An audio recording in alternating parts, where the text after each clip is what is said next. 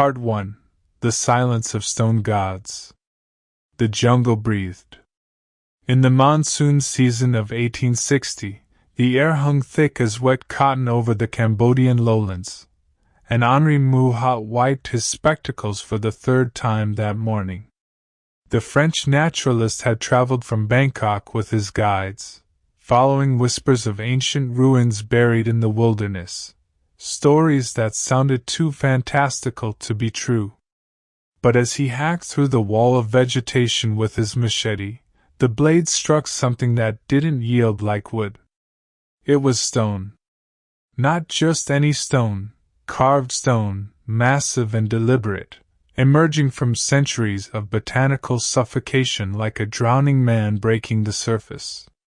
Mouhot's heart hammered as he pushed aside a curtain of hanging vines. Before him, rising from the forest floor in defiant silence, stood a tower. Then another. And another still. Faces carved into the stone gazed down at him with serene indifference, their eyes half closed in eternal meditation, their lips curved in smiles that had watched empires crumble. Mon Dieu, he whispered. What Mouhot had stumbled upon was Angkor Wat, though he didn't know it by that name yet. To the local Khmer people who lived in the shadow of these ruins, the temple complex needed no introduction.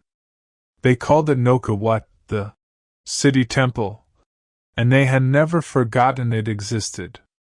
Buddhist monks still maintained shrines within its galleries. Villagers made pilgrimages to pray before its altars. Children played hide-and-seek among its corridors, their laughter echoing off walls carved with scenes of cosmic battles between gods and demons. But to the Western world Angkor was lost. Or rather, it had never been found. Mouhot spent 3 weeks exploring the site, his journal filling with increasingly breathless observations. He measured dimensions, sketched bas-reliefs, and tried to comprehend the sheer ambition of what he was seeing. The central temple alone, a representation of Mount Meru, the cosmic home of the Hindu gods, rose in 5 graduated tiers to a height of over 200 feet. Its galleries stretched for miles, every surface alive with intricate carvings depicting scenes from the Ramayana and Mahabharata. Apsaras, celestial dancers, swayed across the walls in frozen grace, their jewelry rendered in such detail that Mouhot could count the individual beads. This wasn't just a temple. This was a city, a civilization preserved in stone. Yet the jungle had been patient. For 4 centuries, since the fall of the Khmer Empire in the 15th century, the forest had been reclaiming what humans had built. Silk cotton trees had thrust their roots through courtyards and galleries like the fingers of giants prying open a locked chest. Strangler figs wrapped around towers in slow-motion embraces, their aerial roots cascading down stone faces like frozen waterfalls. The temple complex sprawled across more than 400 acres, and every inch of it had become a battlefield between human architecture and vegetative persistence. Mouhot wrote in his journal, "One of these temples, a rival to that of Solomon, and erected by some ancient Michelangelo, might take an honorable place beside our most beautiful buildings. It is grander than anything left to us by Greece or Rome." But he also wrote something else, something that would haunt the next century of Angkor's story. Sad fragility of human things. How many centuries and thousands of generations have passed away, of which history, probably, will never tell us anything. He was wrong about history remaining silent. But he was right about fragility. Mouhot never saw his journals published. He died of fever in Laos in 1861, at the age of 35, his body buried on the banks of the Nam Khan River. But his notes reached Paris, where they were published posthumously in 1863. The effect was electrifying. Europe, drunk on colonial ambition and archaeological fever, suddenly had a new obsession. Angkor Wat wasn't merely ruins, it was proof that Asia possessed architectural achievements rivaling anything in the classical world. The race to rescue Angkor had begun. By the 1870s, French colonial administrators in Indochina had made Angkor a priority. Cambodia had become a French protectorate in 1863, and the ruins represented both cultural capital and political leverage. If France could restore these monuments, it could position itself as the savior of Southeast Asian heritage, conveniently ignoring the fact that the Khmer people had never abandoned the site and needed no saving. The first official French mission arrived in 1873, led by Louis Delaporte, a naval officer with more enthusiasm than archaeological training. Delaporte was stunned by what he found, but he was also practical. He understood that convincing Paris to fund conservation efforts would require more than descriptions. He needed artifacts. What followed was systematic looting dressed up as cultural preservation. Delaporte's men used saws and crowbars to remove hundreds of sculptures, lintels, and decorative elements from the temples. They justified this as saving the art from the jungle's destruction, but the removal process often caused more damage than centuries of vegetation ever had. Carved apsaras were chiseled out of walls, leaving gaping wounds in the stonework. Buddha statues were decapitated for easier transport. Entire door frames were dismantled and shipped to Paris, where they would eventually form the core collection of the Musée Guillemette. The local population watched this plunder with a mixture of confusion and resignation. For them, Angkor wasn't a museum or an archaeological site. It was a living religious center, a connection to their ancestors, a reminder of their civilization's former glory. But they had no power to stop the French, and the colonial authorities dismissed their concerns as the superstitions of an inferior culture. Yet even as France stripped Angkor of its treasures, a different approach was beginning to take shape.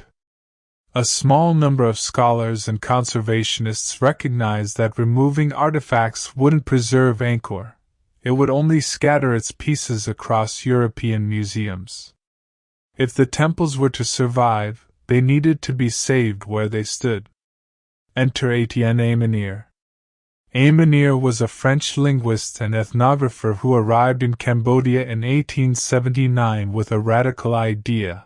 Instead of extracting Angkor's treasures, why not study the site systematically? He spent years traveling across Cambodia, documenting temples, translating inscriptions, and, most importantly, talking to Khmer people about their own history. He learned that the name, Angkor Wat, came from Angkor Wat, meaning temple city. He discovered that the site hadn't been lost at all. It had simply fallen outside Western awareness. Amenir's work laid the foundation for serious archaeological study, but he was fighting an uphill battle. The jungle continued its relentless advance. Every monsoon season brought new growth. Trees that were saplings one year became structural threats the next. Stone blocks displaced by roots tumbled into moats. Galleries that Mouhot had walked through in 1860 were impassable 20 years later. And then there was the question of restoration philosophy. What did it mean to restore a temple that had been shaped by both human hands and natural forces for centuries? Should the trees be removed, even though they had become part of the site's identity? Should fallen stones be reassembled, or left as they lay? Who got to decide Angkor's future, the French archaeologists, the Khmer people, or the jungle itself? These questions would dominate the next century of conservation efforts. But in 1898, as the 19th century drew to a close, a pivotal moment arrived. The French government established the École Française d'Extrême-Orient, French School of the Far East, and made Angkor's preservation one of its primary missions. For the first time, the site would have dedicated, trained professionals working to understand and protect it. The era of systematic conservation had begun. But the jungle was patient, and it was hungry, and it had been working on Angkor for 400 years. The real battle was just beginning. Part 2: The Engineers and the Trees. The telegram that arrived in Paris on March 15, 1898, contained only 8 words, but they would reshape the fate of Angkor for the next half-century. Request immediate architect. Temples collapsing faster than documented. The sender was Paul de Khmer, the newly appointed Governor-General of French Indochina, a man who understood that colonial legitimacy required more than military might. It demanded cultural stewardship. The ruins at Angkor were crumbling, and with them, France's claim to be the enlightened custodian of Southeast Asian civilization. Something had to be done, and quickly. The man who answered that call was Jean Khmer. Khmer arrived at Angkor in January 1908, stepping off a boat at Siem Reap with trunks full of surveying equipment, architectural manuals, and a determination that bordered on obsession. He was 34 years old, trained in architecture but lacking any formal archaeological credentials, a fact that would prove both liberating and problematic. What he possessed was something rarer, an engineer's mind combined with an artist's eye. His first morning at Angkor Wat broke him. Standing in the central courtyard at dawn, Khmer watched the sun rise over the 5 towers, their reflections shimmering in the temple's western moat. It was the kind of beauty that stopped breath in the throat. But as the light strengthened, that beauty revealed its wounds. A massive silk cotton tree had thrust its roots through the northern gallery, displacing stones that had stood undisturbed for 700 years. The second-tier staircases, carved at an almost impossibly steep angle to represent the difficulty of reaching enlightenment, had crumbled in places, leaving gaps like missing teeth. Water damage from centuries of monsoons had eroded the sandstone, turning sharp-edged bas-reliefs into ghostly suggestions of their former detail. Khmer pulled out his notebook and began writing. By noon, he had filled 30 pages with observations, measurements, and sketches. By evening, he had a crisis of confidence. How did you save something this vast, this damaged, with limited funding and even more limited understanding of ancient Khmer engineering? He decided to start small. His first project was clearing vegetation, not all of it, but the trees that posed immediate structural threats. This was harder than it sounded.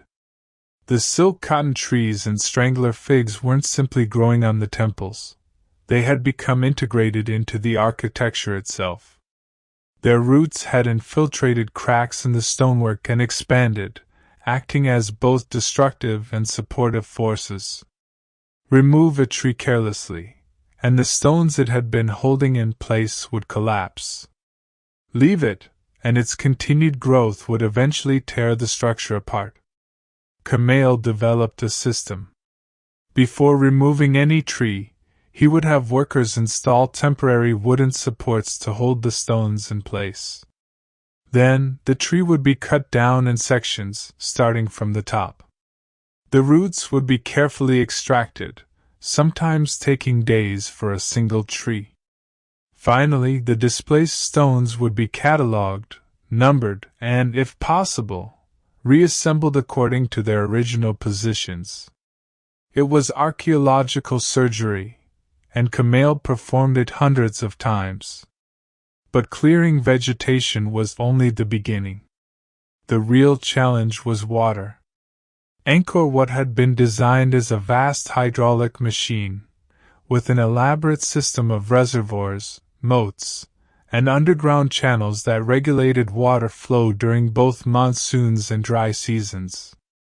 The temple sat on an island within a rectangular moat measuring nearly 4 miles in circumference, a moat that served not just as symbolic protection but as practical water management. For centuries, this system had worked flawlessly, preventing the sandstone from becoming waterlogged and eroding. Then the system broke. No one knew exactly when or why, but by the time Khmer arrived, the hydraulic network had failed. Some channels were clogged with centuries of sediment. Others had been damaged by root growth or shifting earth. The result was catastrophic. During monsoon season, water pooled in courtyards and galleries instead of draining away, seeping into the porous sandstone and accelerating its decay. During dry season, the moats became breeding grounds for mosquitoes, and the temple foundation dried out too much, causing different structural problems. Khmer spent 3 years just mapping the water system. He waded through chest-deep moats, crawled through underground channels barely wide enough for his shoulders, and documented every inlet and outlet he could find. His notes from this period are filled with measurements, calculations, and occasional outbursts of frustration. "How did they build this?" he wrote in 1910. "I have modern tools, surveying equipment, and engineering manuals, and I can barely understand their water management. They built it in the 12th century with, what? Bronze chisels and human muscle?" The answer, Khmer eventually realized, was that the Khmer engineers had possessed knowledge that had been lost when Angkor fell. The temple complex wasn't just religious architecture. It was a massive exercise in applied mathematics, astronomy, and hydraulic engineering. The towers were aligned to astronomical phenomena. The gallery's proportions followed complex mathematical ratios. The water system incorporated principles of fluid dynamics that European engineers wouldn't formally understand until the Renaissance. Khmer was trying to restore a civilization he didn't fully comprehend. His breakthrough came in 1911, when he met Chia Sami, a Khmer mason whose grandfather had worked on temple maintenance before the French arrival. Chia Sami was 63 years old, illiterate in French but fluent in the language of stone. He could look at a collapsed wall and describe how the blocks had originally fit together. He knew which types of sandstone came from which quarries, and how different stones weathered differently over time. Most importantly, he understood something Khmer had missed: the temples breathed. "You stop all the water," Chia Sami told Khmer through a translator. "But the stones need some water. Not too much, not too little. They breathe with the seasons." It was a revelation. Khmer had been treating the water as purely destructive, trying to create perfect drainage. But the Khmer builders had designed the system to maintain a careful equilibrium. The stones needed moisture content to remain stable. Complete drainage would be as destructive as flooding. Khmer revised his entire approach. Instead of trying to eliminate water, he worked to restore the original hydraulic balance. Channels were cleared, but not completely sealed. Drainage routes were re-established, but designed to allow controlled moisture levels. It was a delicate dance between preservation and allowing natural processes to continue. By 1913, Khmer had made significant progress. The main galleries of Angkor Wat were stabilized. Dangerous trees had been removed, and new growth was being managed before it could cause damage. The water system was functioning, not perfectly, but better than it had in centuries. He had trained a team of local workers in conservation techniques, creating the first generation of Khmer restoration specialists since the empire's fall.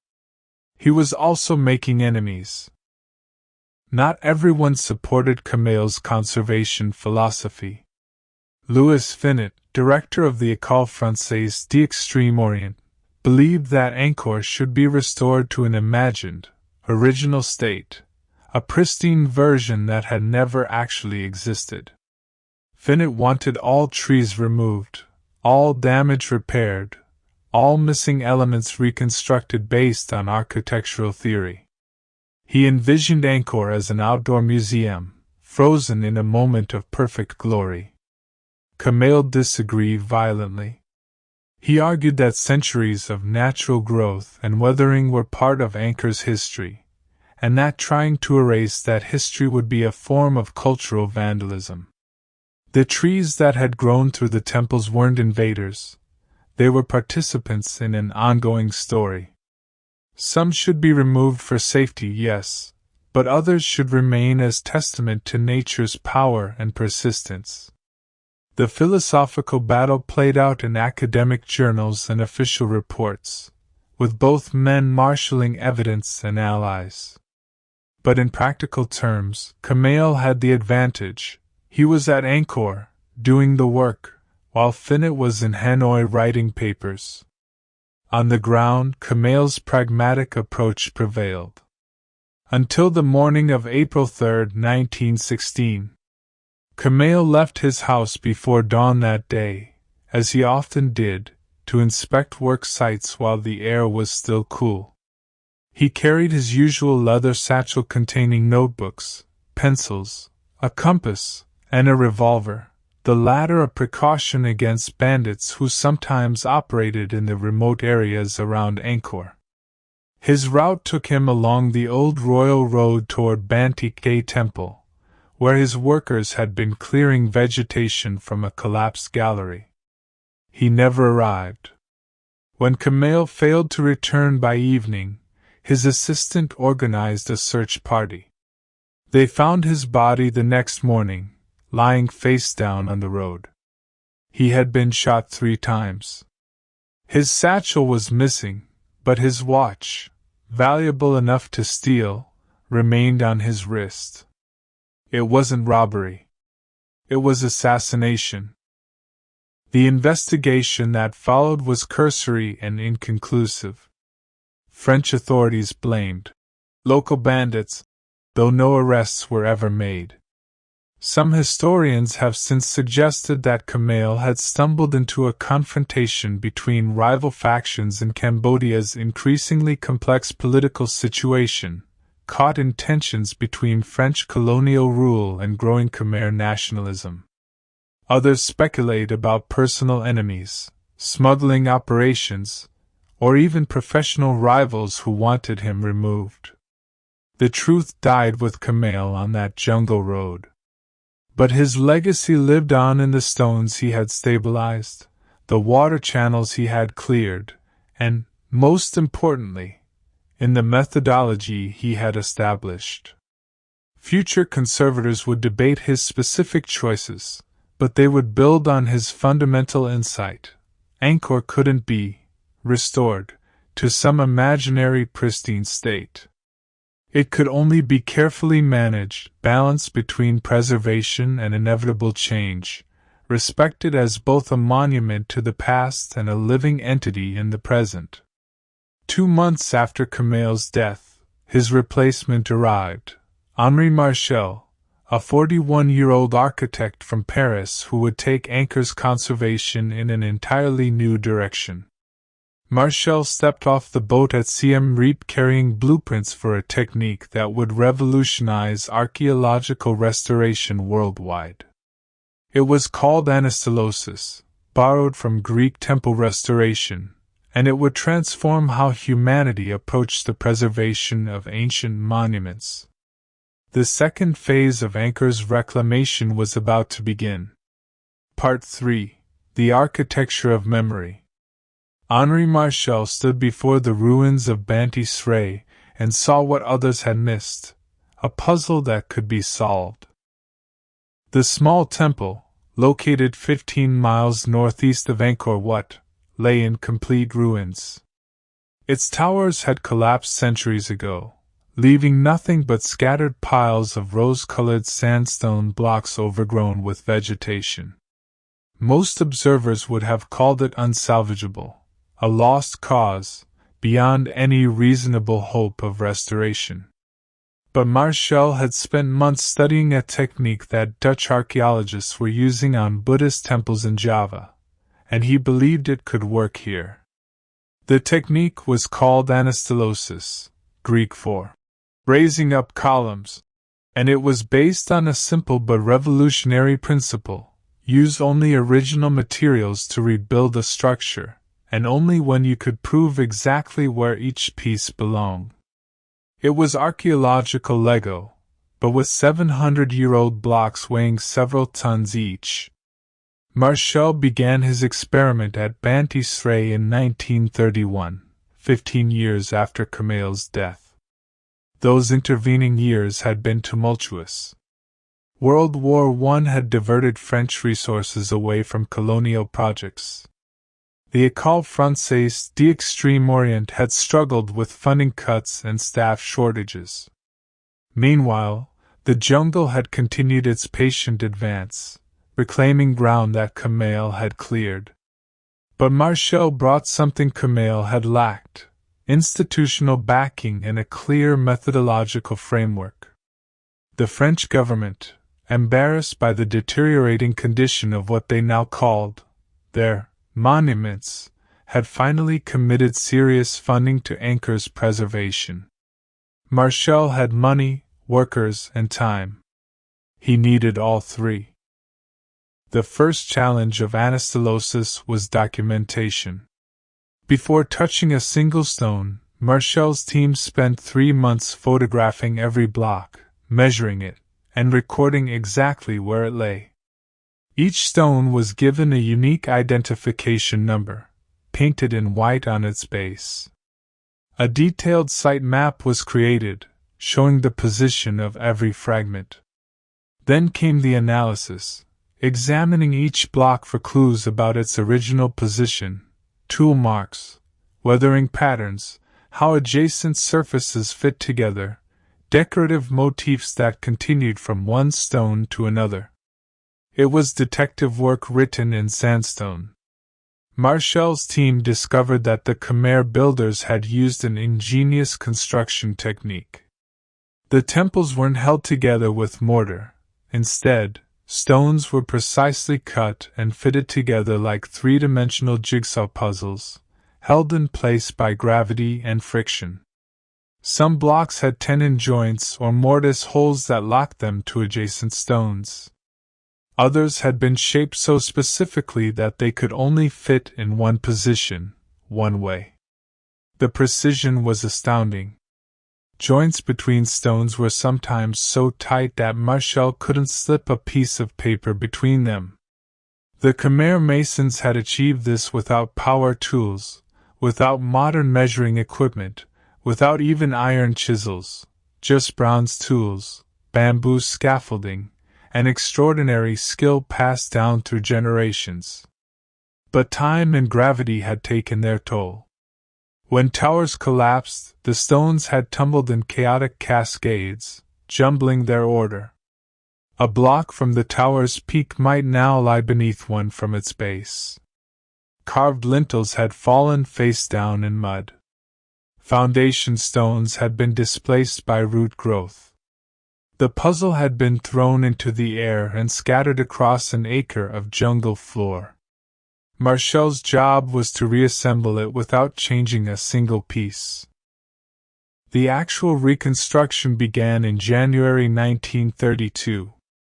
Workers used wooden rollers and rope systems, similar to those the original builders might have employed, to move blocks into position. No cement was used. stones were fitted together using the original friction-based technique.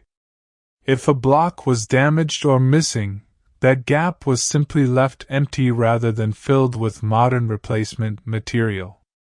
The goal wasn't to create a perfect temple, but to honestly show what remained of the original structure. BedtimeStories' central tower rose again, stone by stone, over 18 months. Watching it take shape was like watching time run backward. The rose-colored sandstone, famous for its warm hue and fine grain, emerged from the jungle's green embrace. The tower's intricate carvings, apsaras frozen in dance, monkey warriors from the Ramayana, gods locked in cosmic battles, returned to their proper positions, their stories readable again. The moment the final stone was set in place, in June 1933, Marshall knew he had changed archaeological conservation forever. Word spread quickly through the academic world. Archaeologists from around the globe traveled to Cambodia to see what Marshall had achieved. The technique he had proven at BedtimeStories would be applied to ancient structures on 6 continents, from Greek temples to Roman forums, from Mayan pyramids to Egyptian monuments. But nowhere would anastylosis be more extensively tested than at Angkor itself. Marshall turned his attention to Angkor Wat's Bakken, the temple's central sanctuary, its highest and holiest level. The Bakken was a massive structure rising on 3 concentric galleries, crowned by 5 towers representing Mount Meru's 5 peaks. But by 1933, it was in crisis. The foundations were settling unevenly, causing the galleries to lean and crack. Several interior walls had collapsed. Without intervention, the entire central structure would eventually collapse into rubble. This was a different challenge than BedtimeStories. The Bakken wasn't fully collapsed, it was actively collapsing, which meant restoration had to compete with ongoing structural failure.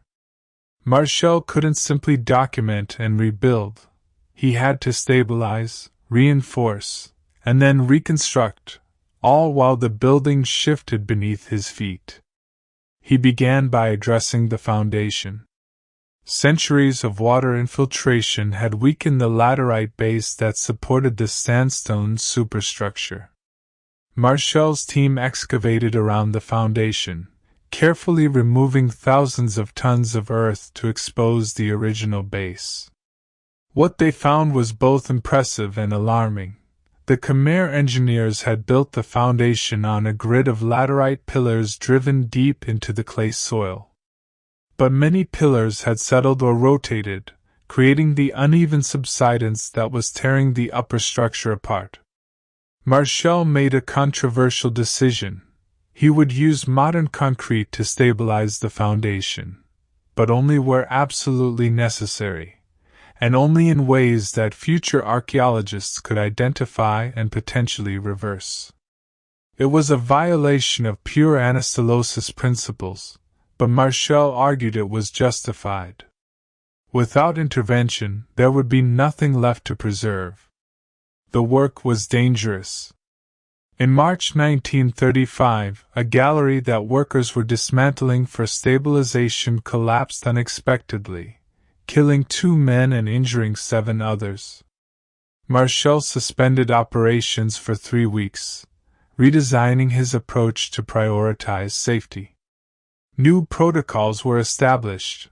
No one worked beneath unstable structures.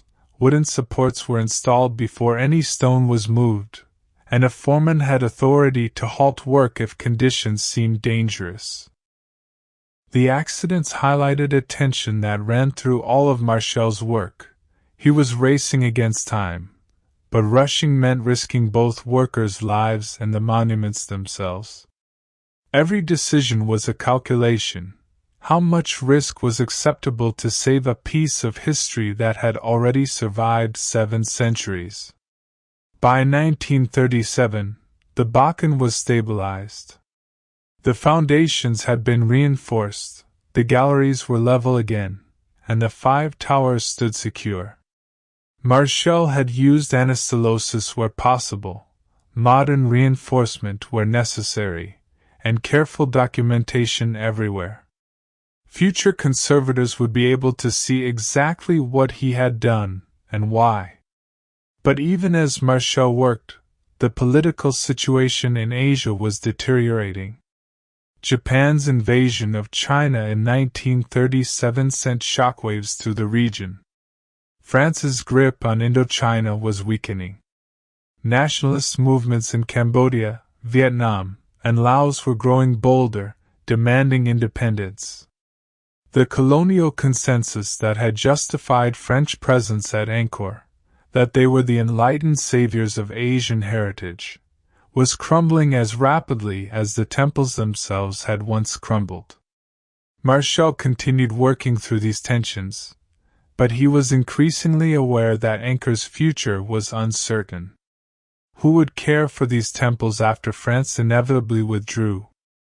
Would Cambodia have the resources and expertise to continue conservation? Or would the jungle, patient and hungry, resume its slow conquest? These questions became urgent in 1940, when World War II reached Southeast Asia. France fell to Germany in June.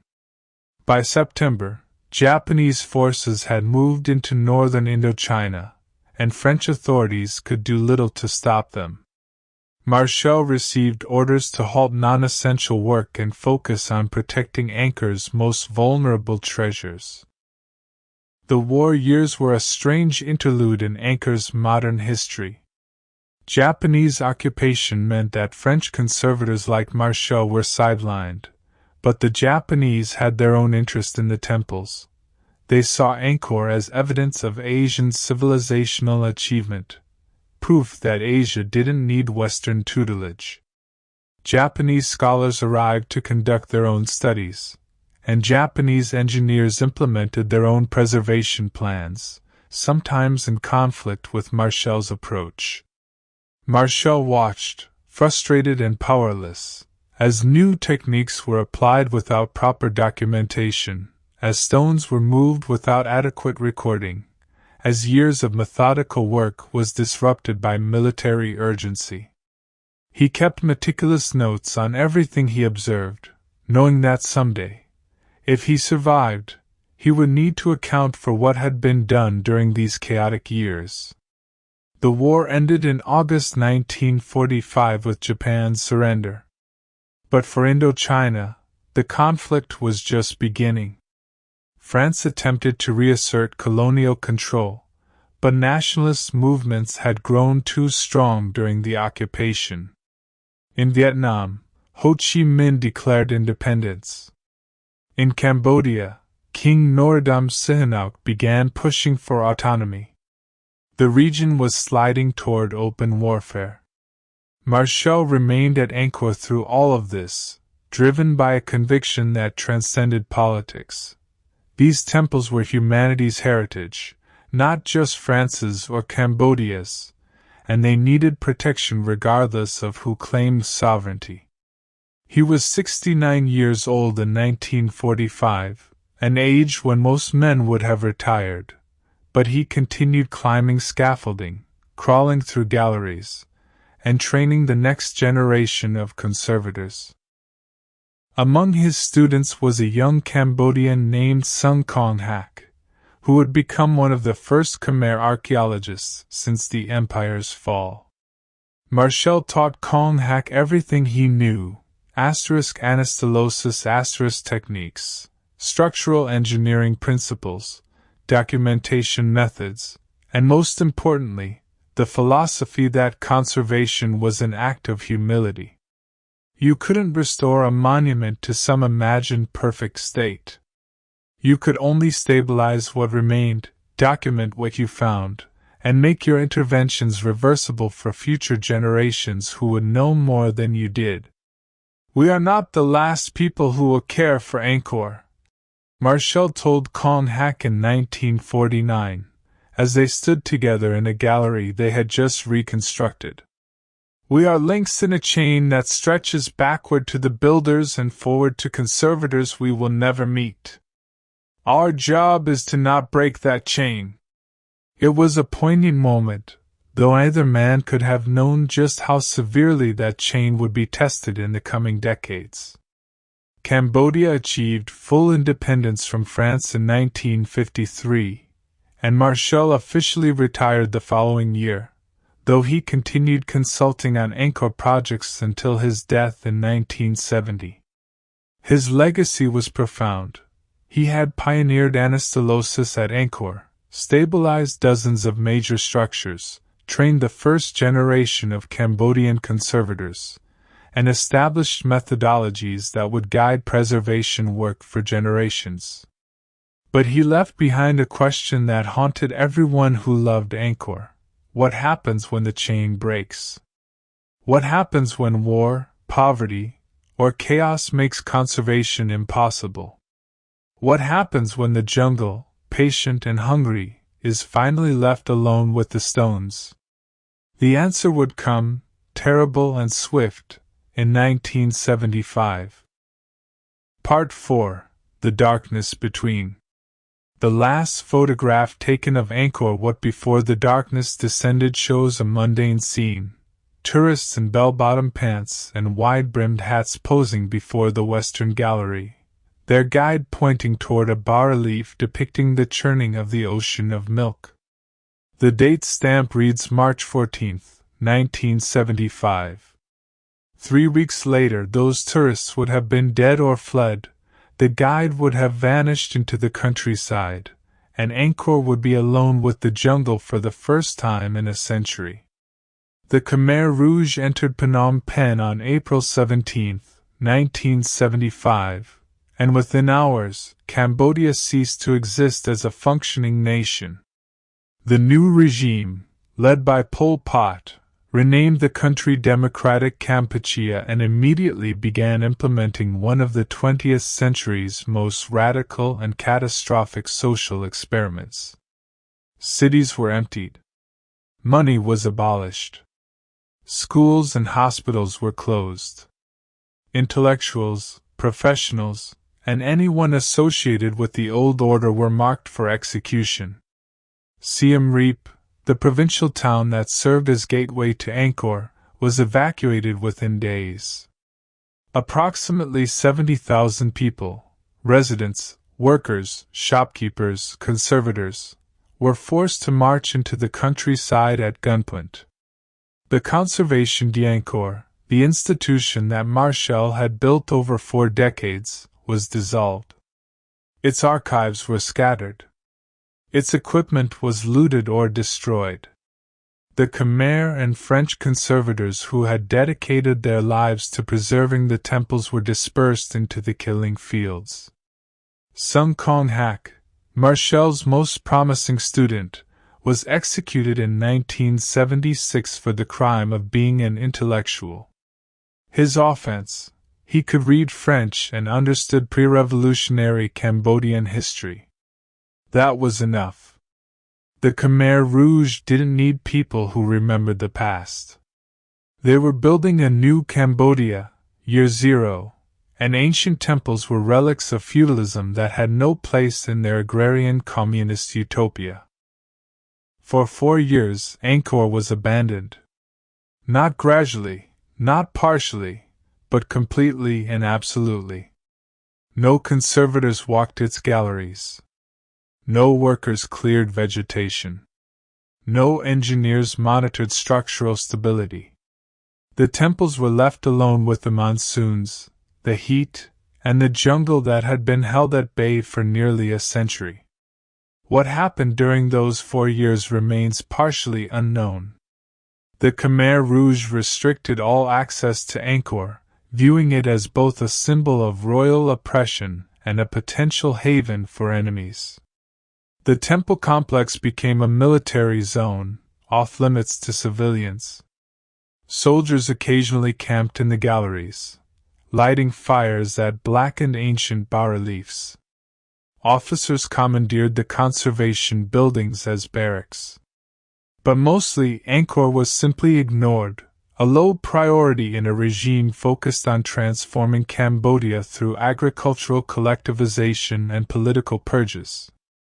The few reports that emerged from this period came from refugees who had escaped into Thailand. They spoke of seeing smoke rising from the Angkor region, though whether from forest fires or deliberate destruction remained unclear. They described hearing explosions, possibly from landmines being planted or from Khmer Rouge fighters battling Vietnamese forces who were beginning to probe Cambodia's eastern border. They told stories, impossible to verify, of statues being destroyed, of temples being used as ammunition dumps, of bas-reliefs being defaced. How much of this was true? The world wouldn't know until the Khmer Rouge fell. That happened on January 7, 1979, when Vietnamese forces captured Phnom Penh and drove the Khmer Rouge into the jungles along the Thai border. The new government, the People's Republic of Kampuchea, was a Vietnamese-backed regime that few nations recognized, but it at least represented a return to something resembling normal governance. The immediate priority was basic survival. Cambodia was starving, its infrastructure destroyed, its population traumatized. Ancient temples were the least of anyone's concerns. But in the conservation d'Angkor's abandoned offices, a few survivors began returning. They came tentatively, uncertain whether they would be welcomed or arrested, whether their skills were valued or damning. Among them was Pich Kyo, a stone mason who had trained under Marshall in the 1960s. He was 53 years old and had survived the Khmer Rouge by pretending to be illiterate, hiding his education, working in the rice fields like everyone else. Now he walked through Angkor's galleries and wept. 4 years was nothing in the life of stones, but it was everything in the life of conservation. The vegetation that Khmer and Marshall had spent decades controlling had returned with savage vigor. Trees that had been saplings in 1975 were now substantial threats, their roots probing gaps in the stonework. Silk cotton trees had re-established themselves in galleries that had been cleared 3 times before. Strangler figs wound around towers with renewed determination, as if making up for lost time. But the jungle was the least of the problems. Angkor had been looted. Systematically, extensively, and with what appeared to be professional expertise. Hundreds of statues were missing, not the major pieces that had been too large to move, but medium-sized sculptures that could be carried by 2 or 3 men. Heads had been sawed off Buddha images. Carved lintels had been pried from doorways. Apsaras had been chiseled out of walls, leaving wounds identical to those that Delaport had left a century earlier, except this time there were many more of them. The perpetrators weren't the Khmer Rouge. They had no interest in art and no international connections to sell it. The looters were Thai military officers and international smuggling networks who had taken advantage of Cambodia's chaos. They had crossed the border with trucks and power tools, carved away pieces of Angkor's heritage, and sold them to collectors in Bangkok, Hong Kong, and eventually Paris and New York. Pich Kyo documented what he found in a notebook written in Khmer, the only record of Angkor's condition in 1979. His descriptions were matter-of-fact, almost clinical, but the grief bled through. Northern Gallery, 2nd level, 14 apsaras removed. Eastern Causeway, Buddha head missing. Central Sanctuary, lintel gone, wall damaged in removal. The international community barely noticed. Cambodia was under Vietnamese occupation, isolated by Western sanctions and Cold War politics. The United Nations didn't recognize the new government. most nations maintained diplomatic relations with the ousted Khmer Rouge regime, which still held Cambodia's UN seat despite having killed approximately 2 million of its own citizens. In this political context, ancient temples were irrelevant. But inside Cambodia, a quiet resistance was forming. The few surviving conservators, working with almost no resources, began stabilizing the most critical structures. They couldn't stop the looting. That would require border security that didn't exist. They couldn't implement major restoration projects. There was no funding, no equipment, no international expertise. But they could clear the most dangerous vegetation, prop up walls that were about to collapse, and document what was being lost. It was conservation in wartime, archaeology under siege. The work was complicated by continued conflict. The Khmer Rouge, driven from power but not destroyed, waged guerrilla warfare from bases along the Thai border. The area around Angkor became militarized, with Vietnamese soldiers and their Cambodian allies establishing defensive positions throughout the temple complex. Soldiers dug trenches in ancient courtyards. Tanks were parked beneath galleries that Marshall had painstakingly restored.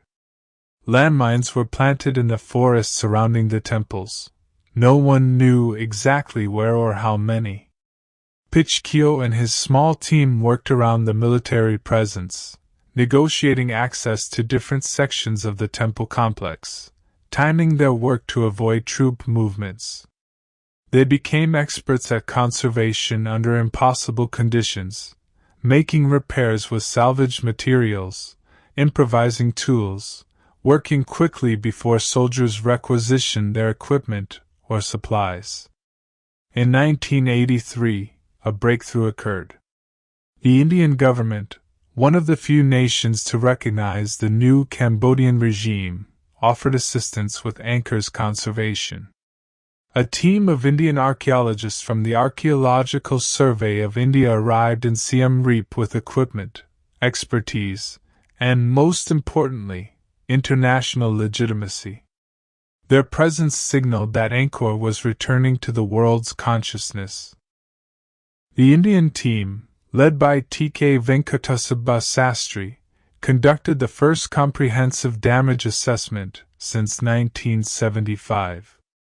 Their report, submitted in 1986, made for grim reading.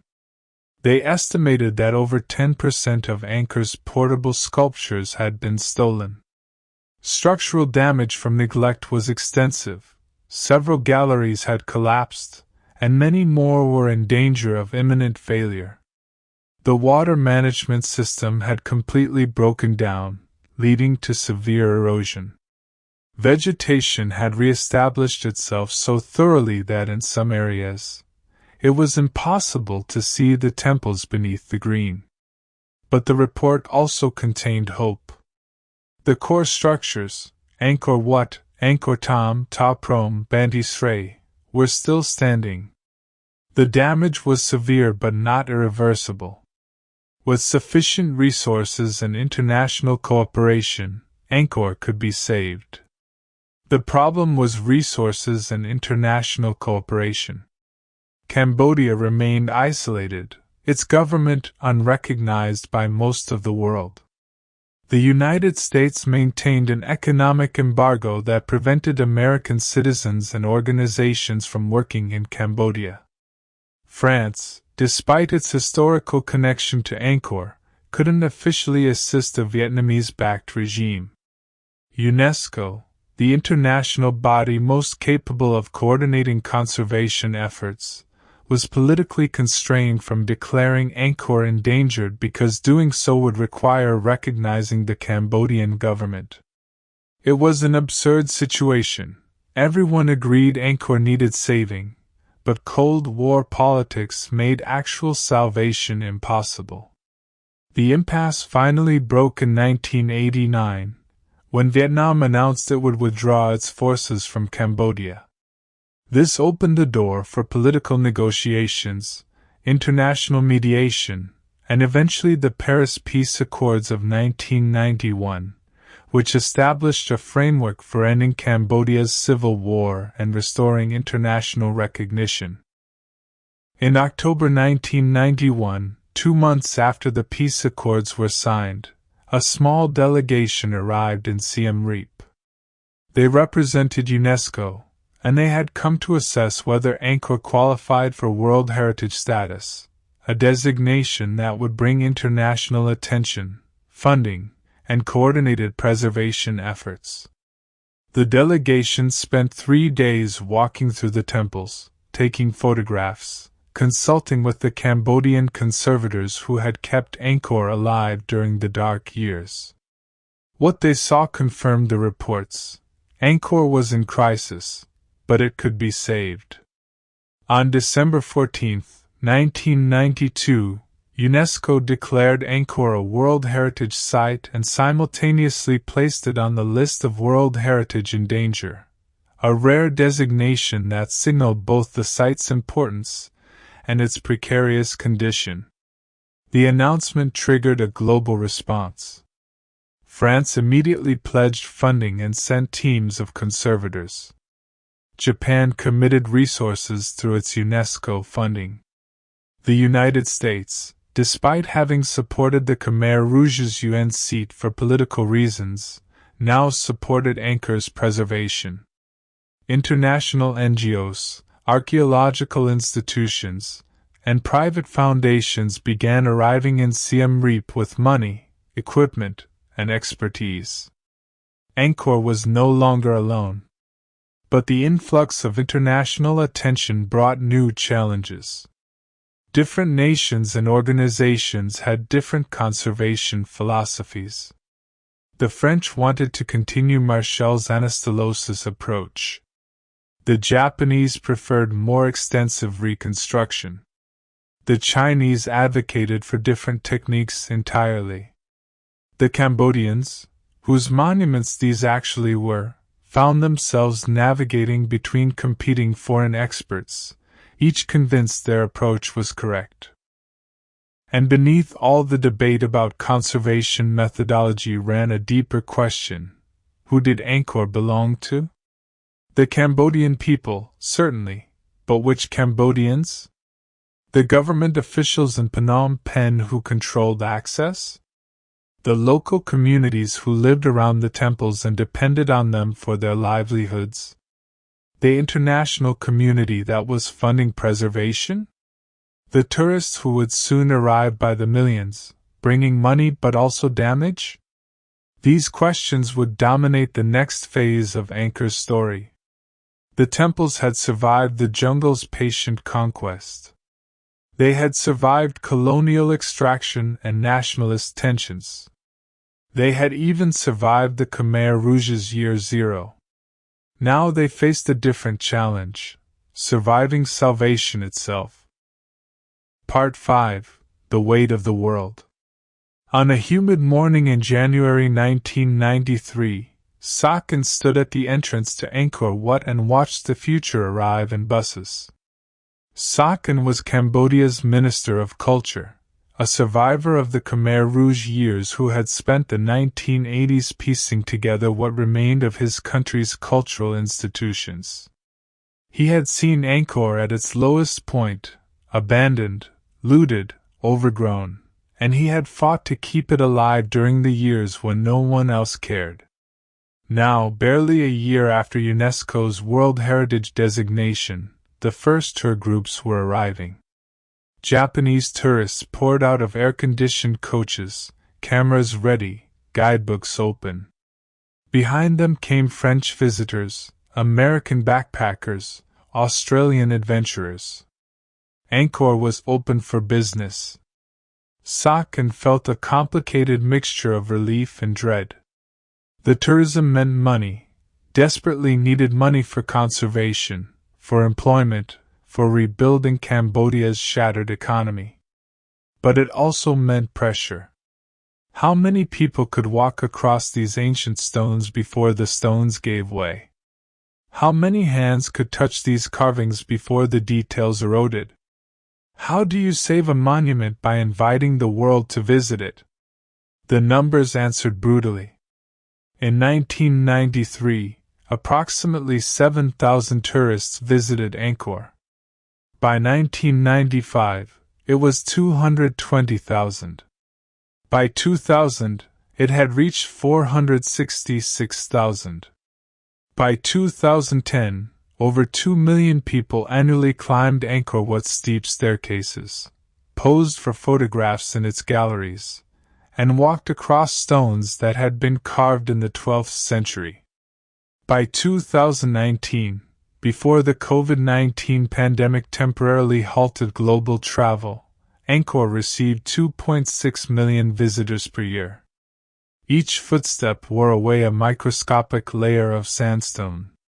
Multiplied by millions, those footsteps became a new form of erosion, potentially more destructive than centuries of monsoons.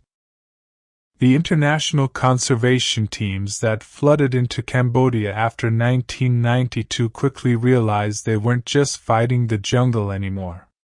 They were fighting time, tourism, poverty, politics, and the fundamental tension between preservation and access. Angkor had to be saved, but it also had to be shared. It was Cambodia's heritage, but it was also, according to UNESCO's designation, humanity's heritage. Everyone had a claim, and everyone's claim was legitimate, and somehow all those competing interests had to be balanced on stones that were already crumbling. The French team, under the auspices of the École Française d'Extrême Orient, returned to Angkor in 1993 and immediately set about continuing Marchel's work. They chose the Baphuon, a massive temple mountain in the heart of Angkor Thom, as their flagship project.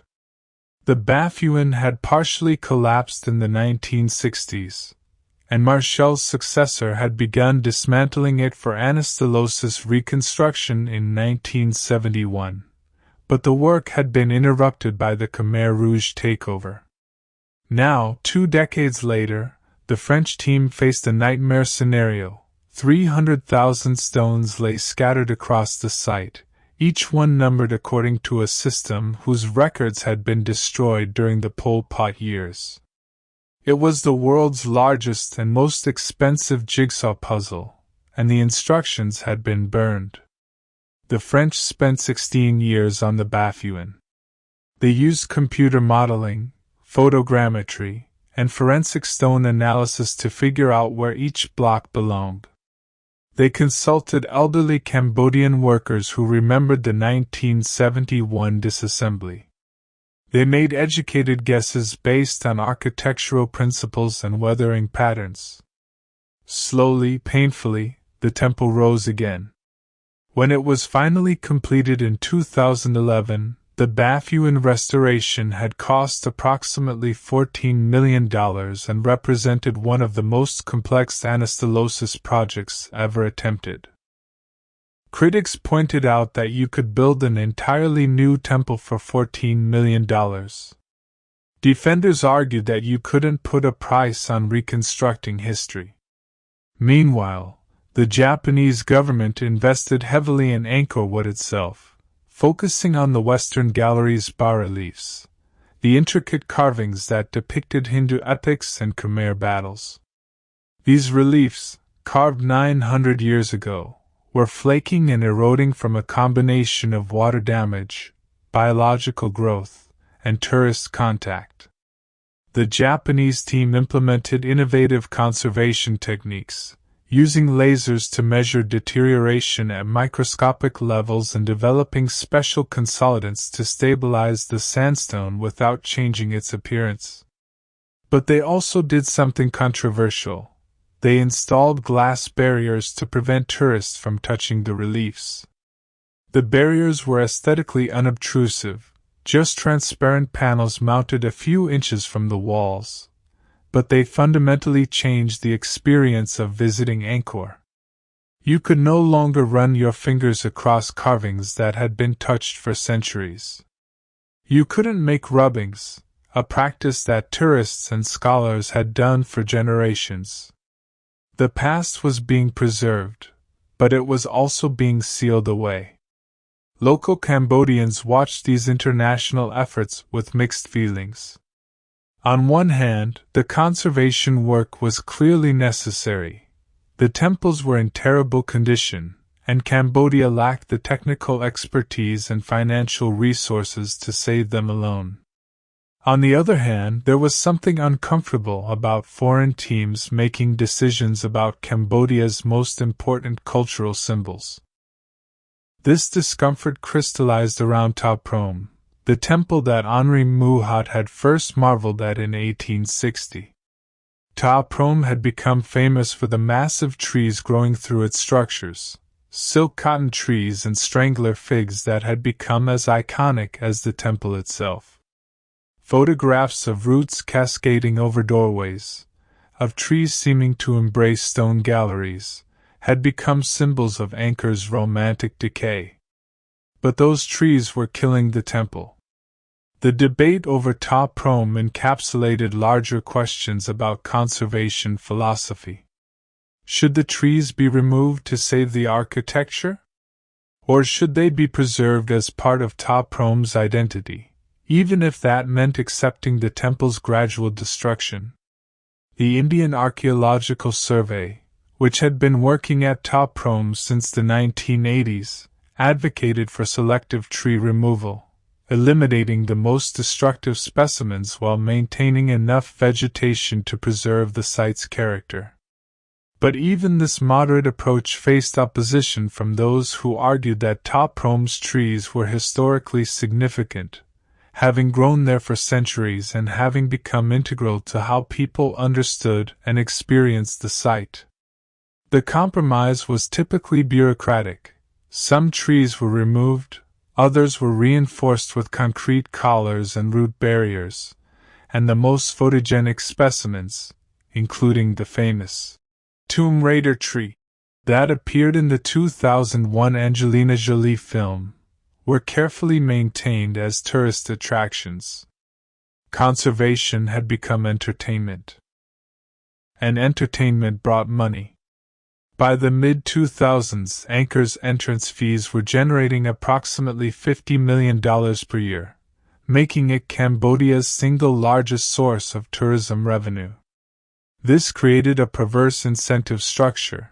The government needed tourism income to fund basic services, which meant encouraging more visitors, which meant more damage to the temples, which meant more conservation work was needed, which meant more international funding and expertise, which meant more foreign control over Cambodian heritage. The situation exploded in 2007, when the Cambodian government proposed building a cable car system to carry tourists from Siem Reap directly to Angkor Wat. Conservationists were horrified. The infrastructure would require driving pylons into archaeologically sensitive areas, and the increased visitor capacity would accelerate erosion. UNESCO threatened to revoke Angkor's World Heritage status. International media ran stories about disnification and cultural destruction. The Cambodian government responded with anger. Officials pointed out that Western tourists happily used cable cars at the Acropolis, the Great Wall, and countless other heritage sites. Why was Cambodia being held to different standards? Was this about conservation, or was it about Western nations dictating how poor countries could use their own cultural resources? The cable car was never built, but the argument revealed deep fissures in the international consensus about Angkor's management. Different stakeholders had different priorities, and no framework existed to reconcile them. UNESCO had oversight but limited enforcement power. The Cambodian government had sovereignty but needed international funding. Foreign conservation teams had expertise but were increasingly seen as neocolonial. Local communities had lived around Angkor for generations but had little voice in decision-making. Into this complicated landscape came a new player, China. Beginning in the early 2010s, Chinese investment in Cambodia accelerated dramatically. Chinese companies built roads, hotels, and entire neighborhoods in Siem Reap. Chinese tourists became the largest single visitor group, outnumbering all other nationalities combined. And Chinese archaeological teams began working at Angkor, bringing different techniques and philosophies than the French or Japanese approaches. The Chinese teams favored more extensive reconstruction, arguing that visitors wanted to see complete temples, not romantic ruins. They pointed to successful projects in China where ancient sites had been substantially rebuilt, creating popular tourist destinations that also preserved architectural knowledge. Their work at the Ta Keo Temple demonstrated this approach, using computer modeling and structural engineering to complete towers that had never been finished in the 12th century. Western conservators were appalled, arguing this violated fundamental principles of archaeological authenticity. Cambodian officials were more pragmatic. Chinese teams worked faster and cheaper than European alternatives, and they came with fewer political strings attached. The debate became another front in larger geopolitical competitions playing out across Southeast Asia. Meanwhile, Angkor's local communities faced their own crisis. As tourism exploded, land values around the temples skyrocketed. Ancient villages were demolished to build hotels. Families who had farmed near the temples for generations were relocated to make room for tourist infrastructure. The Apsara Authority, the Cambodian agency responsible for managing Angkor, implemented increasingly strict regulations about what residents could and couldn't do on their own land if it fell within the archaeological park's boundaries. Compensation was often inadequate. Promised benefits rarely materialized. Communities that had coexisted with the temples for centuries, tending shrines, maintaining local traditions, providing the social context that made Angkor a living cultural landscape rather than just an archaeological site, were being pushed out in the name of preservation.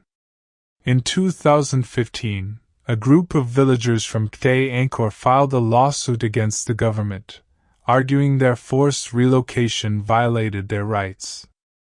The case dragged through courts for years, becoming a test case for how Cambodia would balance heritage conservation with human rights.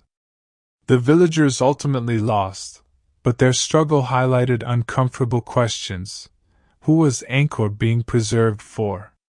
The international tourists who brought revenue? The Cambodian nation as an abstract political entity? Or the actual people who lived there? By 2019, Angkor had been removed from UNESCO's list of World Heritage in Danger, a recognition that conservation efforts had succeeded in stabilizing the monuments. But this success was qualified. The temples were physically secure, yes, but they existed in a state of perpetual management, dependent on continued international funding and expertise. They received millions of visitors annually, generating massive revenue but also massive wear. They were surrounded by modern infrastructure, hotels, restaurants, shops, that had transformed Siem Reap from a sleepy provincial town into a tourism boomtown. And then came March 2020. The COVID-19 pandemic shut down international travel overnight. The tourists vanished. The buses stopped coming. Angkor's entrance fee revenue dropped 99.5% in a matter of weeks. Hotels closed. Restaurants shut down. Thousands of Cambodians who had built their lives around Angkor's tourism economy lost their jobs. For the first time in 3 decades, Angkor was quiet. Conservators walked through galleries that would normally be packed with visitors and heard birds singing in the silence. They saw grass growing between paving stones that were usually worn smooth by millions of footsteps. The temples, relieved of their daily burden of humanity, seemed to exhale. Some conservators spoke of the pandemic as an opportunity, a chance to do work that was impossible when tourists were constantly present, a moment to rethink Angkor's management before the crowds returned. Others worried that without tourism revenue, conservation funding would collapse, leaving the temples vulnerable again. The pandemic also forced a reckoning with Angkor's economic model. Cambodia's dependence on tourism had been dramatically exposed. Communities that had lost their traditional livelihoods to make room for tourists discovered that tourism itself was shockingly fragile.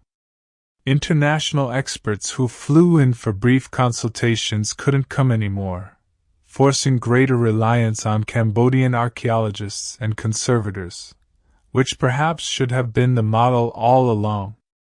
By late 2022, tourists were returning, though not at pre-pandemic levels.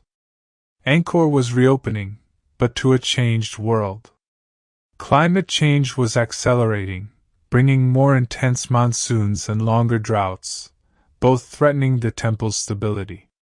Digital technology was advancing, raising questions about virtual access versus physical visitation. Regional politics were shifting, with China's influence growing and Western engagement becoming more complicated. And through it all, the jungle waited. Patient. Hungry. Ready to resume its work the moment human attention wavered. Standing in Angkor Wat's central courtyard on a humid afternoon in 2023, watching tourists pose for photographs while conservators measured stone deterioration and local monks prayed at shrines their ancestors had tended for centuries, you could see all of Angkor's contradictions made physical. It was a monument to human achievement and human hubris. It was being saved and being destroyed simultaneously.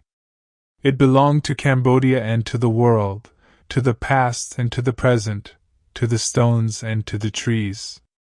Henri Mouhot had stood in this same spot 163 years earlier and called it grander than anything left to us by Greece or Rome.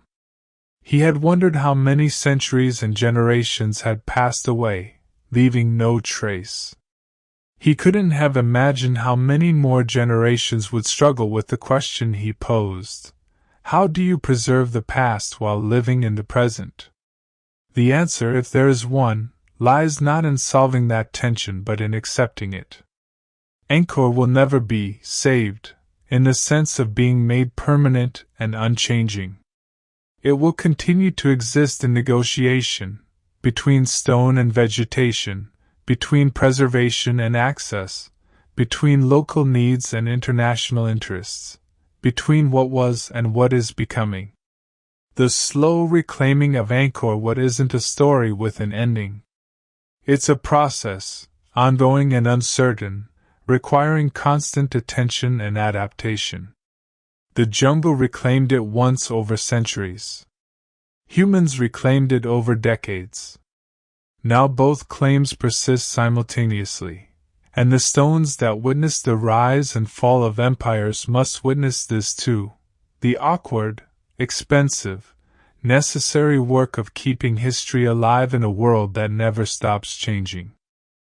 The temple towers still stand, their reflections shimmering in the western moat at sunset.